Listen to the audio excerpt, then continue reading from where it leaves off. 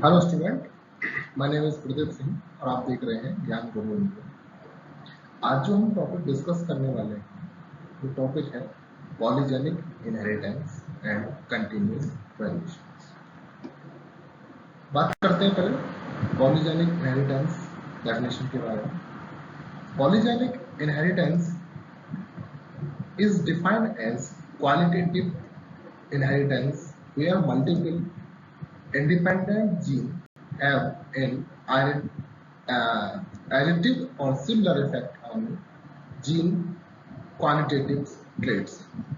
Last जो lecture था जिसमें हमने क्वालिटेटिव और क्वांटिटेटिव ट्रेट्स की बात करी थी, तो उसमें एक वर्ड था क्वालिटेटिव इनहेरिटेंस या क्वालिटेटिव ट्रेट्स।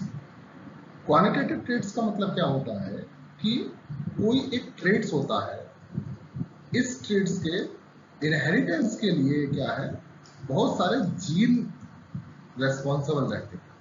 मतलब ये जो ट्रेट्स है या ये जो कैरेक्टर्स है वो किसी एक जीन्स के द्वारा कंट्रोल नहीं होता है, उसमें more than one genes participates करते हैं। तो क्योंकि more than one gene participates करते हैं इसलिए इसको बोला गया है क्या, पॉलीजेनिक इनहेरिटेंस।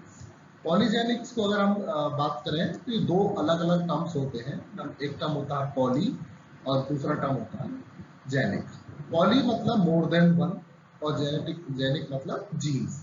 मतलब मोर देन वन जीन्स ये किसी एक कैरेक्टर्स को या एक ट्रेट्स को क्या करते हो, इफेक्ट करते हो, इन्फ्लुएंस करते हो या कंट्रोल करते हो, तो उसको क्या बोला जाता है, पॉलीजेनिक इनहेरिटेंस बोला जाता है। अब बात करते हैं polygenic inheritance is also known as multiple gene inheritance, multiple factors inheritance. ठीक है, पॉलीजेनिक इनहेरिटेंस जो होता है उसको जो उसके अन्य नाम होते हैं वो होते हैं मल्टीपल जीन इनहेरिटेंस। मल्टीपल क्यों, क्योंकि वहां पर मोर देन वन जीन है इसलिए उसको मल्टीपल जीन इनहेरिटेंस भी बोला जाता है या मल्टीपल फैक्टर्स इनहेरिटेंस बोला जाता है। अब बात करते हैं इसके किसने ये डिस्क्राइब किया था, तो polygenic first described by the Nilsson और एहेल। निल्सन और अहेल्स ने सबसे पहले डिस्क्राइब किया था in kernel colour of wheats. Wheat का जो कलर होता है वो किसी एक जीन्स के द्वारा कंट्रोल नहीं होता, वो तीन अलग अलग जीन्स के द्वारा कंट्रोल होता है। ठीक है, देखते हैं इसका आगे जो कैरेक्टरिस्टिक्स के बारे में बात करते हैं। Polygenic inheritance characteristics.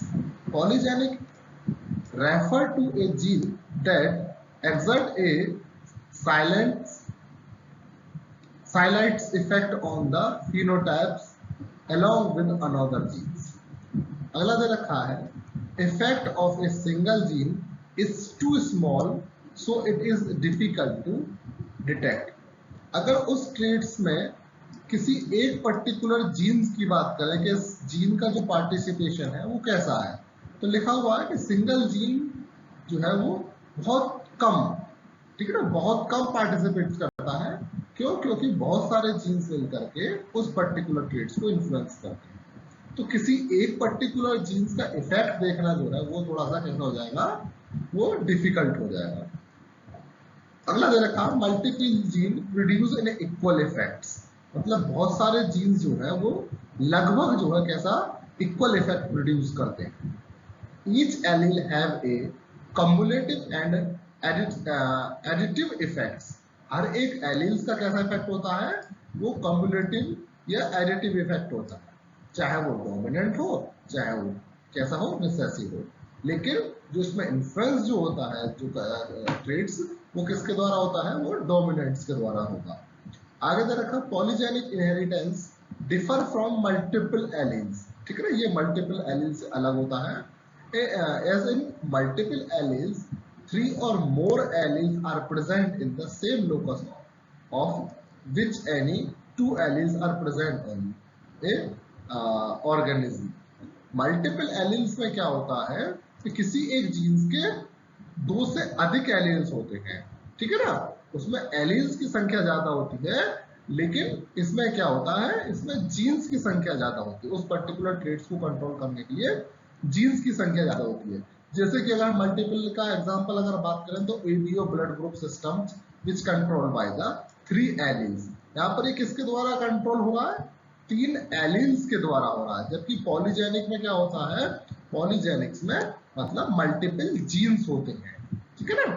Multiple alleles में क्या होते हैं? मल्टीपल जो एलील्स में जो है एलील्स की संख्या ज्यादा होती है, 2 से अधिक होती है। जबकि पॉलीजेनिक में क्या होता है? जीन्स की संख्या ज्यादा होती है। जैसे कि अगर हम ब्लड ग्रुप की बात करें तो उसके लिए आई जीन जो है वो रेस्पॉन्सिबल होता है।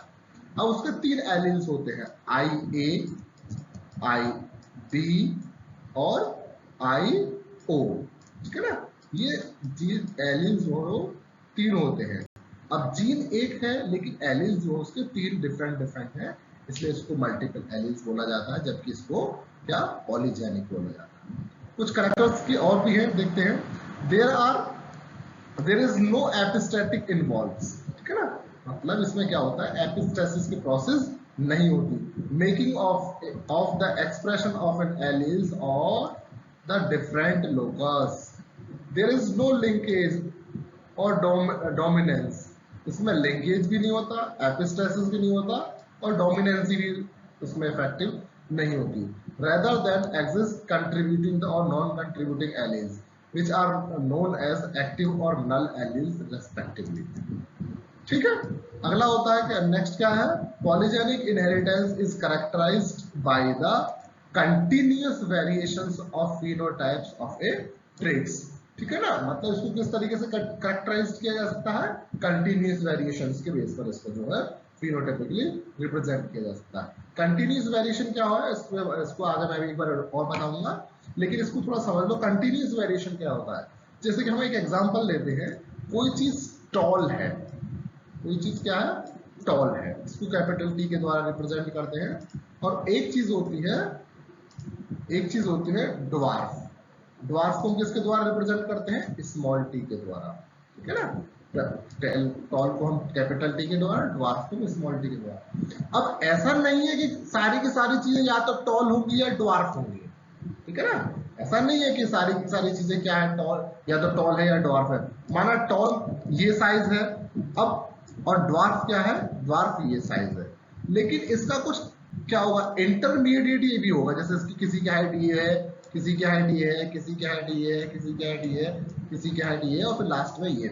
मतलब ये क्या है? ये देखोगे कंटिन्यूअसली हाइट जो वो कैसी होती जा रही है? वो ड्वार्फ होती जा रही है। ऐसा नहीं है कि सीधा इसके बाद ये वाला आ गया, मतलब टॉल के बाद ड्वार्फ आ गया।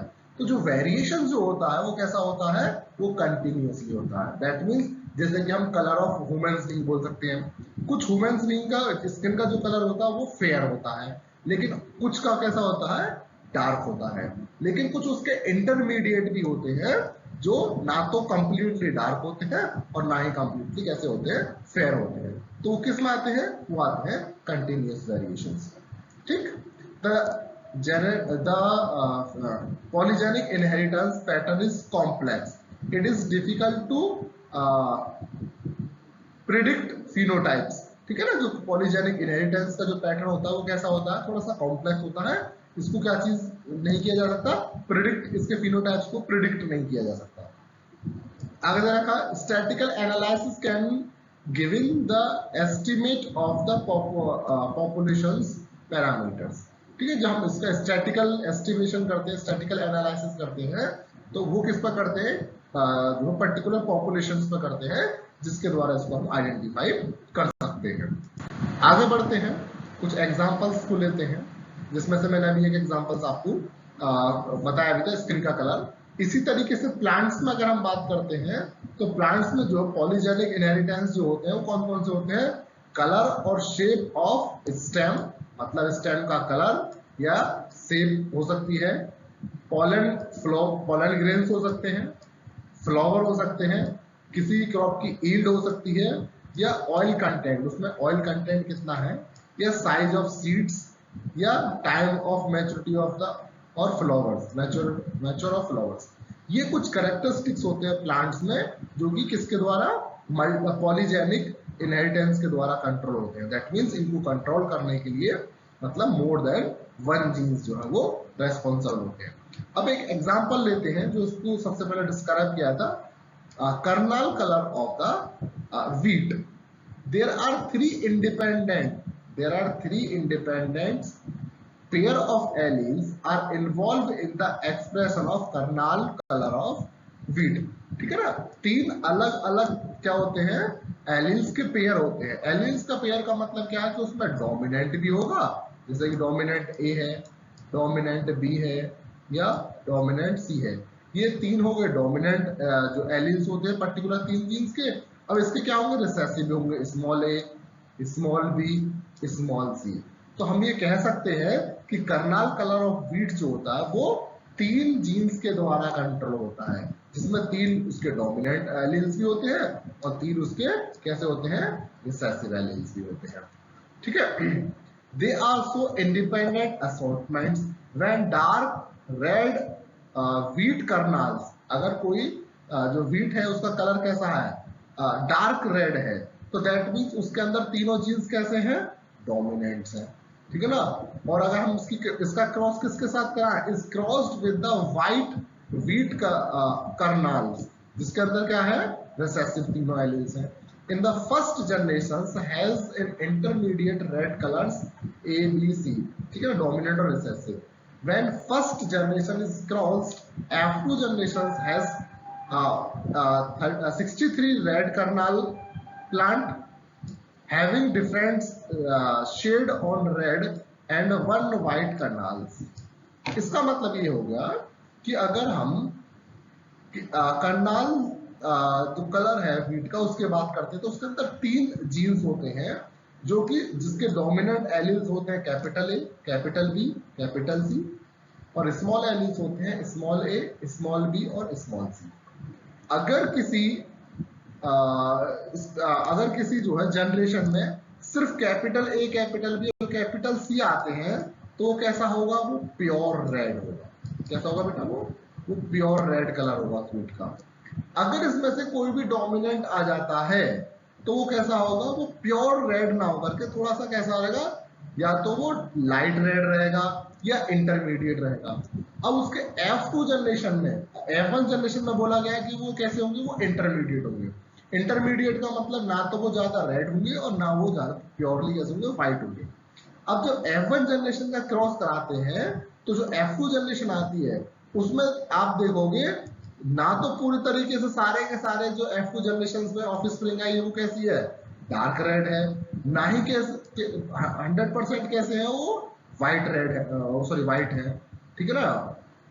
कुछ क्या है, मैक्सिमम उसके इंटरमीडिएट है। अब इंटरमीडिएट में क्या जाता है, मतलब एक जो स्पीसीज होगी या एक जो ऑफस्प्रिंग होगी वो कैसी होगी, डार्क रेड होगी। 6 ऑफस्प्रिंग्स कैसी होंगी, वो मॉडरेट रेड होंगी। 15 कैसी होंगी, वो ओनली रेड होंगी। 20 कैसे होंगे, जो कि इंटरमीडिएट रेड रहेंगे। 15 कैसे होंगे, लाइट रेड, और 6 कैसे होंगे, वेरी लाइट रेड्स होंगे। ठीक है ना। तो इसलिए इसको क्या बोला गया, इसको कंटिन्यूअस वेरिएशन बोला गया है।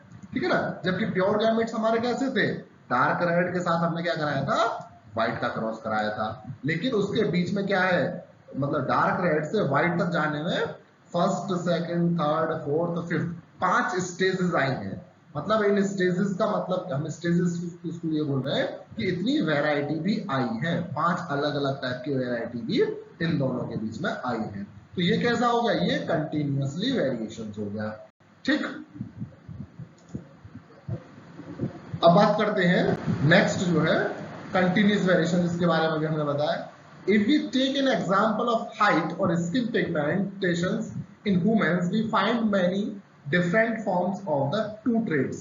ये कह रहा है इसमें कि अगर हम ह्यूमंस बीइंग में कुछ एग्जांपल लेते हैं, जैसे कि हाइट का या स्किन पिगमेंट्स का, तो आपने देखा होगा ऐसा नहीं है कि सभी लोगों की हाइट कैसी है, टॉल है। सभी लोगों की हाइट कैसी है, टॉल है। मतलब सब के सब ना तो 8 फीट के हैं और सब के सब ना ही कैसे हैं, ना ही 2 फीट के हैं। कुछ कैसे हैं, कुछ 7 फीट के भी हैं हाइट की अगर हम बात करते हैं, कुछ 6 फीट के भी हैं। ठीक है। कुछ 6 से थोड़ा कम 5 फीट के भी हैं। किसी की हाइट किसी की कैसी है, 4 फीट भी है, और 1-2 लोग तो ऐसे मिल जाएंगे जिनकी हाइट 3 फीट है। तो मतलब टॉल से ड्वार्फ में आने में क्या हुआ है, एकदम ड्रास्टिक चेंज नहीं हुआ है। ठीक है ना। कैसा एकदम ड्रास्टिक चेंज नहीं हुआ है, वो चेंज कैसा हुआ है, कंटिन्यूअसली हुआ है। दैट मीन्स जो हाइट है वो उसमें 7 फीट के भी मिल जाएंगे, 6 फीट के भी मिल जाएंगे, 5, 4 इस तरीके से वेरिएशन के लोग मिल जाएंगे आपको। इसी तरीके से जो है स्किन का कलर जो होता है ना तो कंप्लीटली किसी का डार्क होता और ना ही कंप्लीटली किसी का व्हाइट बोल दो या लाइट बोल दो होता। इसके कुछ इंटरमीडिएट्स भी होते हैं। इंटरमीडिएट्स का मतलब जिनका कलर ना ही ज्यादा फेयर है और ना ही ज्यादा जो उनका कैसा है डार्क है, तो उसको बोला जाता है continuously variations. We cannot categorize people in just two category like tall or dwarf for heights। मैंने बोला ना तो किसी को टॉल बोला जा सकता कि ये प्योरली टॉल है और ना ही कुछ लोगों को जो है ड्वार्फ बोला जाता। क्यों? क्योंकि कुछ लोग क्या होते हैं उनके बीच में भी होते हैं, ठीक है ना। अगला कह रहा है कि ना ही जो है स्किन का कलर बोला जा सकता है कि किसी का लाइट कलर है या स्किन का डार्क कलर है। कुछ लोग उसके इंटरमीडिएट्स भी होते हैं, ठीक है ना। We find continuous variations for both these states because these states are contribute in multiple genes. There are many as 400 genes that control the traits of height and the responsible for variations in height present in the populations। ठीक है ना। populations में अगर हम height की बात करते हैं तो उसमें कितने 400 जीन्स के आसपास जो उसके लिए रेस्पॉन्सिबल होते हैं। और ये 400 जीन्स क्या करते हैं, ये वेरिएशंस करते हैं, कंटिन्यूअसली वेरिएशंस करते हैं। मतलब उनकी हाइट जो है किसी की 7 फीट भी हो सकती है, किसी की 6'10" भी हो सकती है, किसी की 6'5" भी होगी, किसी की 5 होगी, किसी की 5.5 होगी। तो ये जो वेरिएशंस आ रहा है ये किसकी वजह से आ रहा है, ये जीन्स की वजह से आ रहा है, कंटिन्यूअस वेरिएशंस की वजह से। Okay, so this is from my sides, thank you, have a nice day। ऐसी वीडियो देखने के लिए हमारे चैनल को लाइक शेयर और सब्सक्राइब करें। Okay, thank you, bye bye.